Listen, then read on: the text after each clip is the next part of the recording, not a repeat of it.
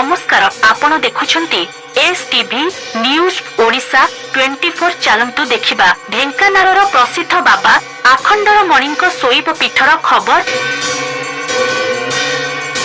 ढेंकानाळ जिला भागीरथी सागर कूलरे अवस्थित प्रसिद्ध बाबा आखंडरमणिଙ୍କ पीठरे आज माघ मासर प्रथम सोमवार अवसर में विशेष पूजा और अर्चना अनुष्ठित हो जाइछि। प्रातः कालरू मंगल आरती सह महास्नान बेलपत्र विभिन्न प्रकार पुष्प और भोग लगी पारंपरिक रीतिनीति अनुजाई पूजा अर्चना करा जायथिला। मध्याह्न समय रे अन्न धूप और संध्या बेले आरती घर्षणी सह मेला बेस करा जायथिला। एहा सह चूड़ा घसा और पणा भोग लगी करा जायथिबारु भक्त मानक मध्यरे विशेष आनंद और आध्यात्मिक परिवेश देखा जायथिला। एही समस्त पूजा कार्य पूजक तुषार रंजन मिश्र और विभूति भूषण पंडांक द्वारा सफल भावे संपन्न करा जायथिला।